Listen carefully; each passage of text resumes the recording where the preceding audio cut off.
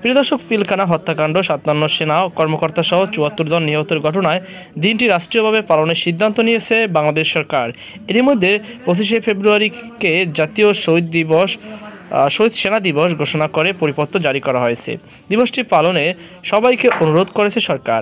পরিপত্র জারির পর থেকে আলোচনা হচ্ছে আগামী ২৫শে ফেব্রুয়ারিকে জাতীয় সেনা দিবস উপলক্ষে সরকারি ছুটি থাকবে কিনা। এ নিয়ে সামাজিক যোগাযোগ মাধ্যমে অনেক পোস্ট করেছেন। তবে পরিপত্র অনুযায়ী এই দিন সরকারি ছুটি থাকবে না। দিনটি শ্রেণীভুক্ত দিবস হিসাবে অন্তর্ভুক্ত করার সিদ্ধান্ত হয়েছে।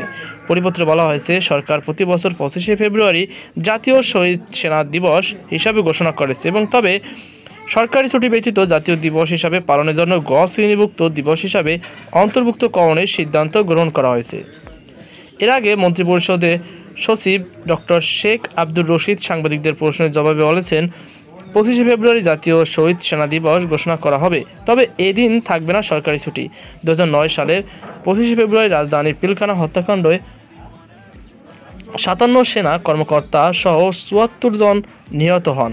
শোকাবহ হৃদয় বিদারক দিনকে রাষ্ট্রীয়ভাবে পালনের মাধ্যমে সেনা সদস্যদের আত্মত্যাগকে জাতীয় স্বীকৃতি দেওয়া হয়। তো প্রিয় দর্শক, আশা করি আপনারা বুঝতে পেরেছেন এদিন জাতীয় দিবস থাকলেও এদিন সরকারি ছুটি থাকছে না। তো এই ছিল আমাদের সর্বশেষ আপডেট। সকল আজকে পর্যন্ত, আল্লাহ হাফেজ।